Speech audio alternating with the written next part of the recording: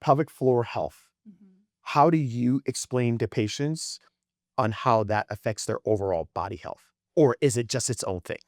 It's not. It's the center of the body. I mean, it's so important, there's load transfer that passes through when we're walking. There's muscle memory from trauma. It really is the center of the body. Yeah, and really most healthcare providers are not looking at the holistic picture. And so you may go to your OB and they're like, "Oh, well, you're good after 6 weeks or whatever," or you may be looking at another issue with a different doctor, or this and that is happening, and not one person is sitting down with you and saying, how are your bowels? How is your bladder? How is all of this other things functioning? Okay. And that's what we pride ourselves on, because we're going to treat someone from mind to body, the entirety of that person.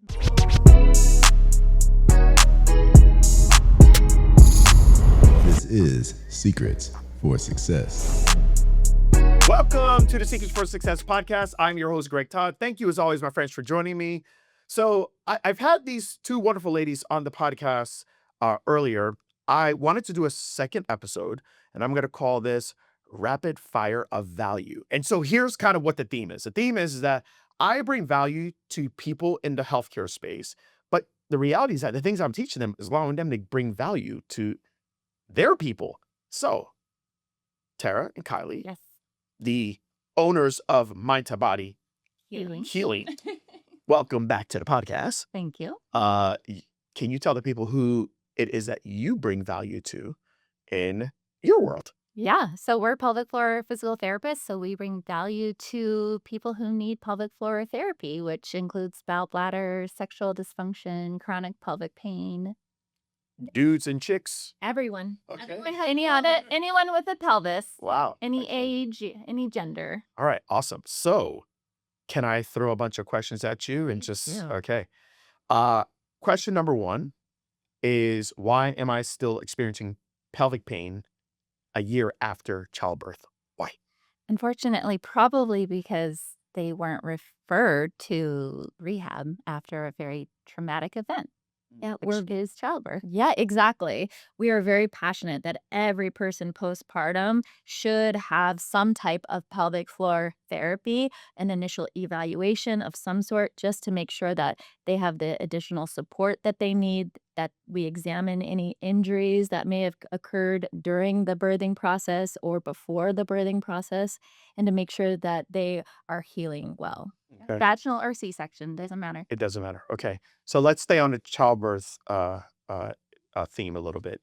Is it normal for women to leak a little bit after childbirth? Is that normal? Is that something that should be addressed or what? So we don't like the word normal, but we do say it is common to Okay. leak after childbirth, but it is not normal in the sense that you have to live with it. Gotcha. Okay. It's been so normalized for us as a society to say leaking is normal and okay, and as women post giving birth, to just accept that as something that happens. Right. And we're here to say that that's not the case. Gotcha.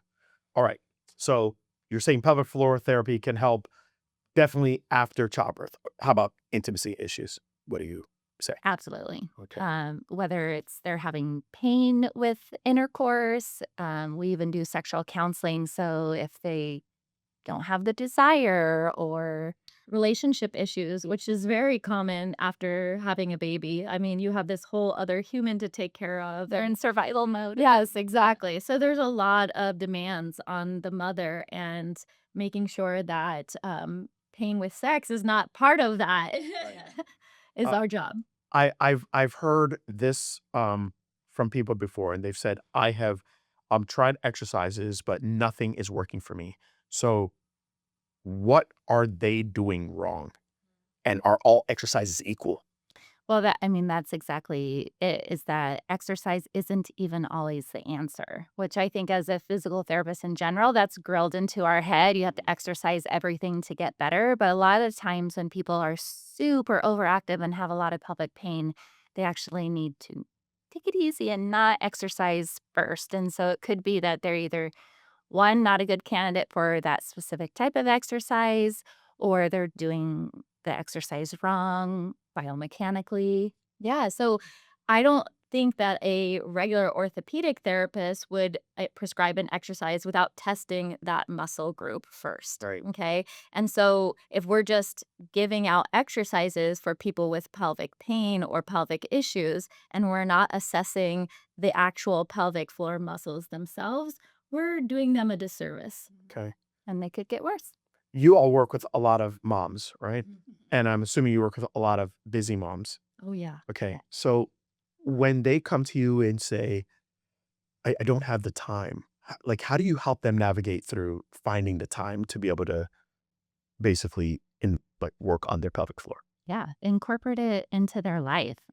They not create a program that's 30 minutes every single day, but when they're nursing their child or when they're, yeah, we need to make it functional for these people who, like myself, I had twins. So I'm newborn twins carrying them around, and I had a C-section, and they said, "Oh, don't lift anything heavy." I literally have twins. What am I supposed to do? And you're breastfeeding and you're doing all the things, and then there is demands on you in your everyday life, right? And so we are, as pelvic floor physical therapists, going and making sure that we are able to meet, or they are able to meet, those demands of their everyday life. So we're making all of our treatment functional to them in their world and what they need to be doing Right. every day. Okay. Pelvic floor health. How do you explain to patients on how that affects their overall body health?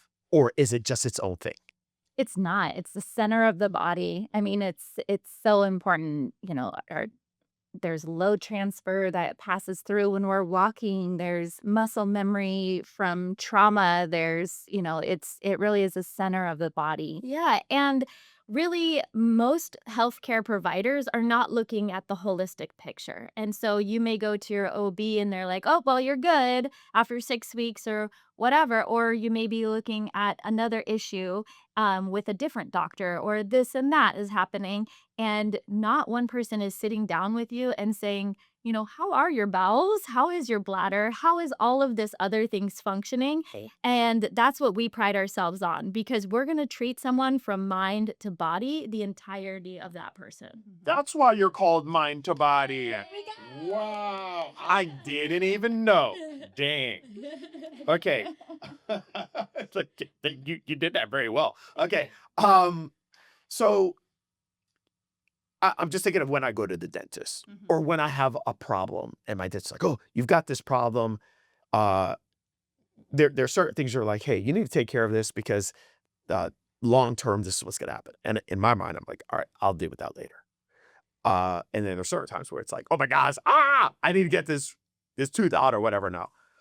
What do you say to clients that are, that whatever they have is going to affect them long term? What's the conversation that you're typically having?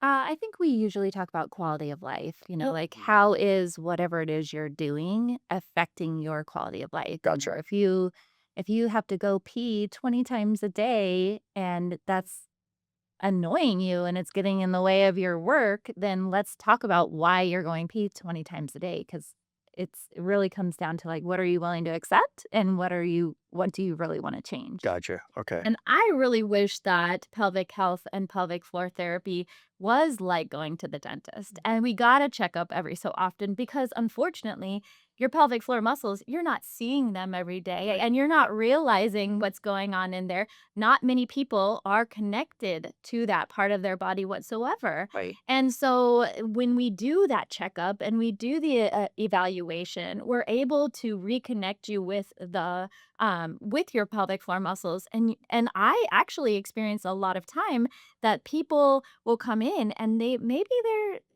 having this symptom or this symptom, but they're not really putting all the pieces together. And then when I do the initial evaluation, they're like, "Whoa, I didn't even know that was going on with my pelvic floor." Right. And they accepted leakage as normal, or they accepted going to the bathroom every 20 minutes normal. And they didn't even realize that there's something going on internally that is going to affect you in the future. Right. The next question I was going to ask you, I'm here like, I think I know the answer is going to be yes.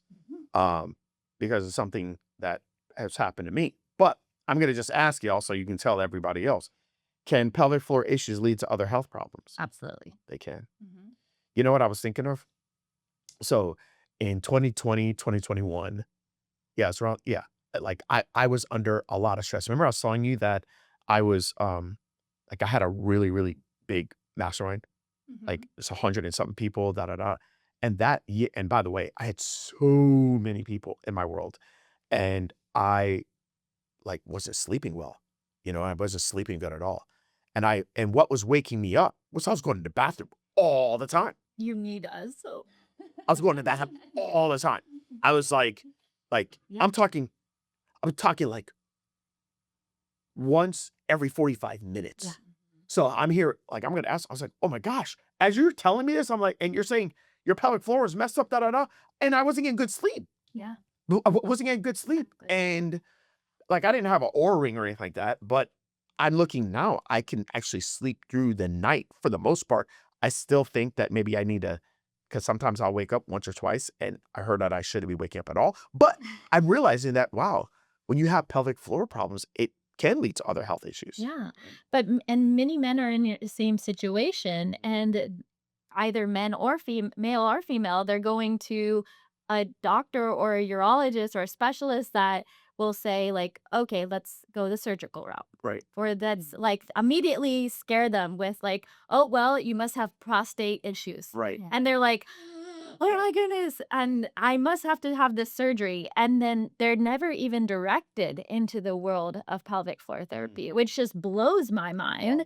And we can actually help. I think the medical community wants to blame the organ because they understand the organs better, or they Right. can remove them or do something to them. And it's like, actually, it's the muscle and it's your habits and your. Wow. That's interesting. Um, Someone's giving birth. When is too late to start? Never. Okay. 20 years, 30 years later, you got a C-section scar that still kind of bothers you, or you still feel a little pressure when you do a lift, or it's probably all pelvic floor and we can still treat it. It's never too late, but I definitely advocate for starting even before you have Right. give birth. Gotcha. So you're starting therapy with a pelvic floor therapist ahead of this major event in your life, just like an athlete would prepare with a physical therapist or a trainer ahead of time for a marathon. It's very similar, I'd say, to that experience. And then after that marathon, whether if you rolled your ankle or you did something to your body injury wise, same thing happens with the C-section or tearing or something happening to you during that traumatic or with that birthing experience. And then you need someone to help you through that injury afterwards. But we usually see them about 6 weeks postpartum when the clearance is gone through. We want the tissues to heal, so we like the 6 to 8 week mark. But as soon as the MD clears them to have intercourse, they should be coming to That's see us, and the MD can really assess their tissue and their muscles, because oftentimes they go to the doctor and they don't even get an exam after they give birth. They're just like, how you feeling? Do you want birth control? Okay, go on your way. And so when they come to us, we actually look at the tissue, assess the muscles, and a lot of times I'll say, no, you know what? I don't actually think you should have intercourse. I think you should hold off a couple more weeks. You're still healing. You're still inflamed. So we recommend 6 to 8 weeks post-op or Okay. postpartum. Oh, postpartum. Okay. Core strength, pelvic floor, and pelvic health. What's the link between the two? I'll hit you with that one. I'm only because I'm obsessed with it. Yeah. But yes, there is a complete link between core strength and pelvic floor strength, only because your pelvic floor and your core are literally connected. Right. Like everything's connected, obviously, but you're going to have to utilize your core to support your pelvic floor. And the opposite is true. If your pelvic floor is not mobile and making sure that it's working correctly in coordination with your diaphragm, then you're really not getting the full effect of your core and the way it's supposed to work with breathing or with lifting or with just everyday activity. And then you experience some pelvic floor issues Right. like leakage or prolapse or pain and things like that. So both of those things need to be working and mobile and correctly put together, coordinated, so that you are healthy overall. Okay. Can you guys tell me if I do a good job with this? Uh-oh. So if we're talking about this, is this the pelvic floor down here? Is this the diaphragm up here? Is this the abs here? This is the back here? Is that good? Yeah, that's so equal. Yeah, you have 4 layers of the core, so like all of them have to be working in conjunction with each other. And as your diaphragm moves up and down, your pelvic floor has to do the same. So Gotcha. Okay. I think we got it. Okay. So now I'm sure when people come into your practice, especially when it's pain with sex and, it's always tough conversations. When you guys are talking to people, are you coaching them on how to have these tough conversations with their partner? absolutely, yeah. And any advice and tips for anybody listening? Well, we actually encourage them to bring their partner with them. That way the partner can, a lot of times our patients are blamed, it's in your head or you're just not relaxing or you have a low pain tolerance or it's something you. Yeah. And if the partner can come in there with them and hear us explain, actually, this is anatomical, this is structural, this is functional, mechanical, whatever it is, and it's not them and they need treatment, it's a lot easier for them to discuss when they leave. Gotcha. Okay. And then we work our way up to having the ability for them to work together at home to make sex pleasurable or to make sure that there's safety and there's security and no pain with that. All right. I might trigger something here. So why aren't Kegels enough? You're triggering me. I'm going to give you an example. Okay. All right. So flex your bicep. All right. So imagine this is your pelvic floor and you're walking around like this all day because your bicep's so tight. Try to stretch it. You can't. Yeah. You can't relax it. Yeah. Nope. So you're just walking around like this. Yeah. And then I said, well, Greg, all you need to do is Kegels. In your scenario right now, I said, just take a weight and do some bicep curls. That'd be stupid. Right? Yeah. Yeah. I mean, And so if you don't know where your muscle is in that length, that range of motion, that full length ratio, then you don't know if you should be doing Kegels or not. And most of the time, generally speaking, our rule of thumb is if you have any pain at all, I would not start with Kegels. And then also the research shows that, maybe you are a good candidate for Kegels, but 40% of people don't do it right when they're just told how to do it.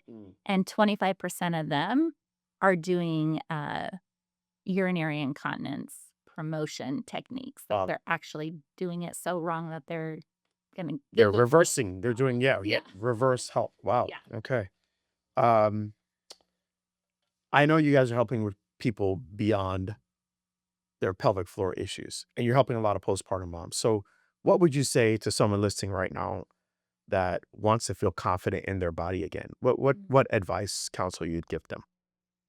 Self-love and patience. And I think I just remember thinking like to let that idea go of what you used to be and try to get back to that and accept that you have a new body and it might even be better than it was before, or it might be a little bit different than it was before, but it's still so strong. It went through such a powerful experience. And that's my biggest thing with the self-image, 100%. So like I literally had twins. So it's just amazing what our bodies can do. And for a woman to, after giving birth, immediately think, oh, well, my body isn't the same as it was before. It's not supposed to be. And it's okay, and it actually should be celebrated. Right. Like, how amazing is that? That Yeah. you created a human Yeah. in your body, and then we're able to safely, like, bring that to life, Right. you know? Yeah. And so there's so much gratuity there that we need to be grateful of, like, of our bodies and really mindful of how we speak to ourselves Right. and make sure that we are taking the steps to self-care with either, a pelvic floor therapist or someone to help you through that journey. And you need to surround yourself with support and as a team that will help you and people who will lift you up. Yeah. Mhm. So after you had twins, do you feel as like you're and I know you've had a child as well. Do you feel like there is this process of reconnecting with your body? Oh, yeah. 100%. Yeah. I felt like all my organs were pushed out of the way for like the first year, and Yeah. I couldn't identify with my gut or my pelvic floor. My house a therapist. It's something that we're not really prepared for beforehand, that like literally your body's stretched so much that the actual neural connection is not there anymore. Right. And so when you're just forced postpartum and you're just still recovering from all of that, like the neurons themselves have to reconnect. Right. And so there's a lot of process to that. And some people never get there because we just are like, oh, but we got to go take that care of those children, right? And so we really focus on that within the clinic, and we make sure that you're breathing correctly and that you're reconnecting with your core, especially because it's been put such a strain on. There's things like diastasis recti abdominis that will like can continue to become an issue with people who are not doing that therapy. Right. Um, After childbirth, like so many patients, I'm sure that you all are seeing heal differently. Oh, yeah. Is there a reason why? I mean, obviously everybody's got a different human that's born inside of them, but is there certain things where it's like, you know what? This is why this person's really struggling with their body healing. Is Mhm. the, Absolutely. explain? Yeah, I mean, some of it is genetics. Like Mhm. if you have Ehlers-Danlos syndrome or something that already affects your connective tissue. So you genetically are kind of prone to a little bit more complications. And then the birthing experience itself, like how long you were pushing, how long you were in labor, what position you were in, all of that makes a big difference on the recovery process as well. And then just the emotional and mental support you're getting as well. And the physical support as well, because you want to make sure that your body is well prepared. And so some of those people who have already had a journey with their own health issues before pregnancy, those are still going to be there, and we need to make sure that we're the most fit that we can be and the most well prepared bodily wise to be able to carry and go through the birthing process. Do you guys, I noticed social media has changed a lot with regards to talking about pelvic health issues. Do you still um, notice that clients are embarrassed, or is it now not as taboo? Because I feel like y'all are talking about it and walking around with your vulvas everywhere, like your dongs and whatnot. But like, Yes. how do people? There's a lot of people that are timid about this stuff. How do you help them overcome the embarrassment of their pelvic health issues? By being that way, by being so comfortable with it. I remember I had a patient, and this is early in my career too, and I was talking to him about his prostate and his scrotum and his penis, and he said, "Well, you just say penis like you would say radio. It just comes right out your mouth." And I'm like, "I use just a body part like anywhere else." Like, if you're uncomfortable, if you're embarrassed, if you struggle over the words, and then they're gonna feel embarrassed. You have to create that safe, confident space. Yeah, it's really important to verbalize that and be able to feel comfortable, like she said, about talking about these issues because they're just so important to people. And unfortunately, we see that a lot of medical providers are almost causing more trauma with the way that they talk about those things. Like people are, put on to like that they're guilty with certain things and that they're making up these issues or that it's all in their head or things like that. So they're actually experiencing more trauma with talking to their providers, and we cannot let that happen. Right. Right. Wow. Uh, take me through your first visit with someone. So somebody comes into your office, like what can they expect with the first visit? Yeah. Number one, we're going to have a, as long of a time that they need to just talk. That's our number one thing. If we don't even get to an exam, that's great. They needed that time to talk because very rarely has someone just sat down and looked them in the eye and said, "Tell me from the beginning, what's your story?" Right. And we really do want to know. You can learn the most from your patients. So listen to their story, and we do that for, I mean, sometimes an hour. But for at least a good 20, 30 minutes on average, they're going to tell us everything that they're experiencing and feeling and what they've been through. And then, And then Do with the initial evaluation, our main objective, with their consent, of course, is the internal examination. And so we look externally for any like hormonal changes. We check a few things externally. But if you're really working with someone who knows their stuff, like we said, this person would do an internal examination of the pelvic floor muscles. And on females, that looks like a vaginal examination with one glove finger and water-based lubricant, checking the muscles for pain, tension, tightness, as well as strength, any prolapse symptoms, things like that. With males, it looks like the same thing, but rectally. Okay. And so we're doing the internal work. And then at that time, most of the time with our first patient visit, we're able to start treatment right away. Gotcha. And so the treatment, manual treatment, looks very similar to like trigger point release techniques, things like that. We can even assess abdominal work, different things that have to happen, whatever are like our physical therapy skills allow us to do during that time with you, we do. And then, of course, we come up with a plan of care for you, and we explain our healing method, as well as like give you right away patient education that works, because some of our patients come in and have never even seen what a pelvic floor muscle is. So we show them, we give them a thorough explanation of the exam, as well as all the pelvic floor muscles and their purposes and what we do and all of that, all within the first visit. Okay. I'm sure in the first visit, a lot of times people are trying to find out how they can regain control over their pelvic floor, their body on a whole. What are you all telling them?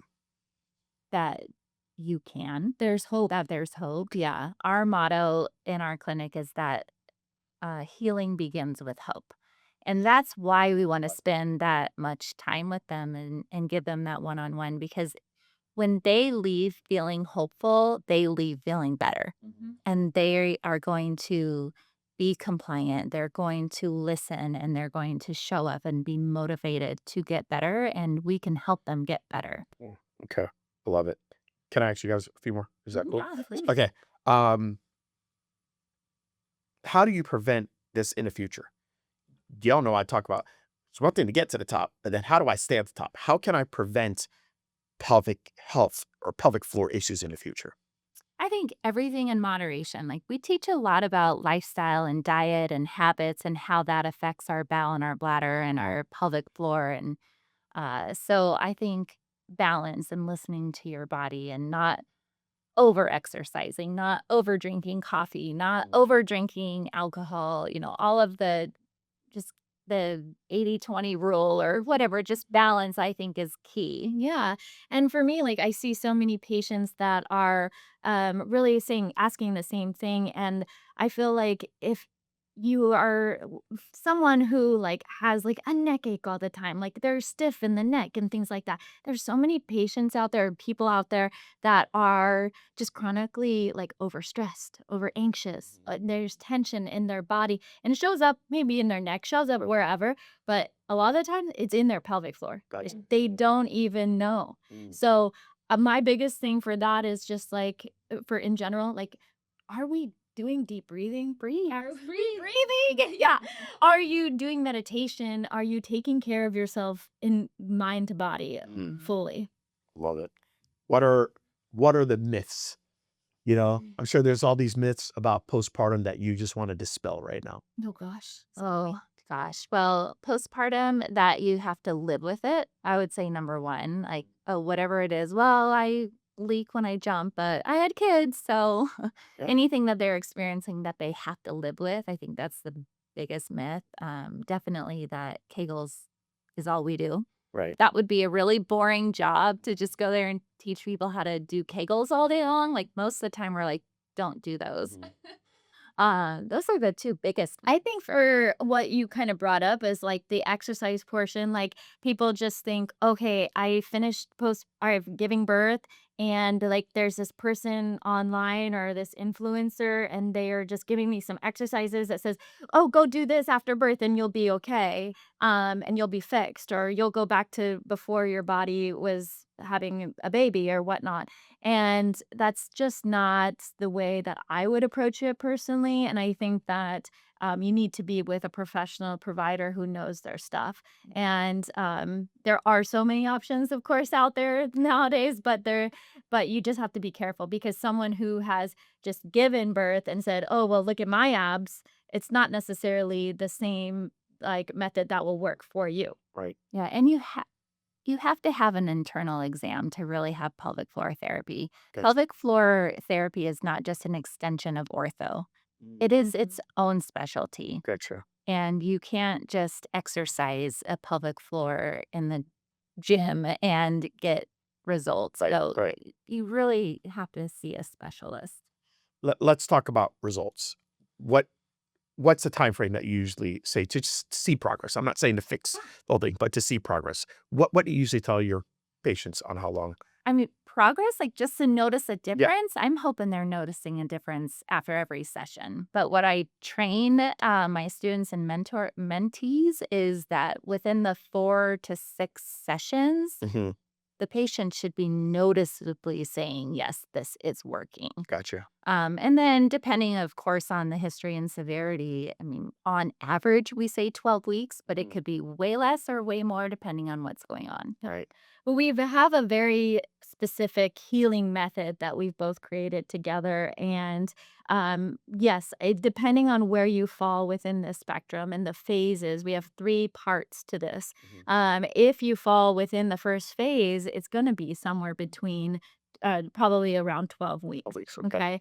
And then, so like she said, if you're in phase 1, which is our down training phase, you're really focusing on lengthening those muscles. And muscle length, as you know, takes about 6 to 8 weeks to actually stay or make a big effect, right? And so we're using our ortho brains, whatever. So you need to make sure that you're fully lengthening that muscle before we're really being able to activate it correctly, right? And so then once we're done with that and we're really developed those everyday skills, those bladder habits, those bowel habits that will help them within their longevity of their lives. Then we're going on to phase 2. And then we're really teaching them the Kegels, making sure that they know the coordination and they're being able to activate correctly, and teaching them the skills within that, just the pelvic floor muscles themselves.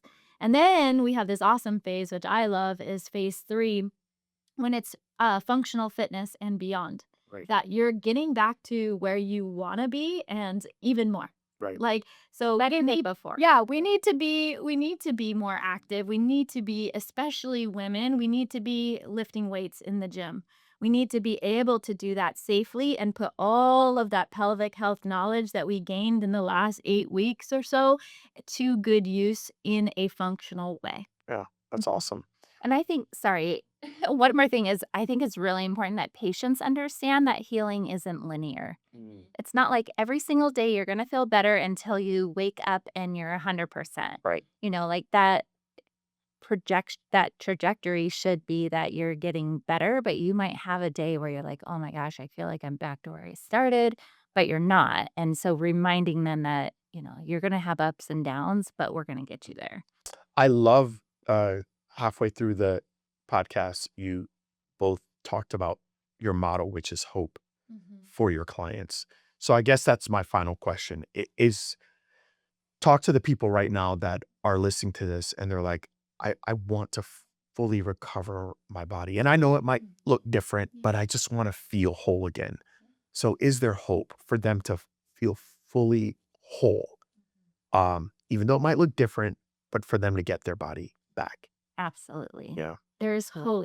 Every day we see people who are going through something with their pelvis, and we are able to provide them results. And from the people who are the hopeless, and I could include myself in one of those patients. Literally, I was told by every doctor out there that it's all in your head, it's all you, there's something wrong with you, but nobody's going to figure it out.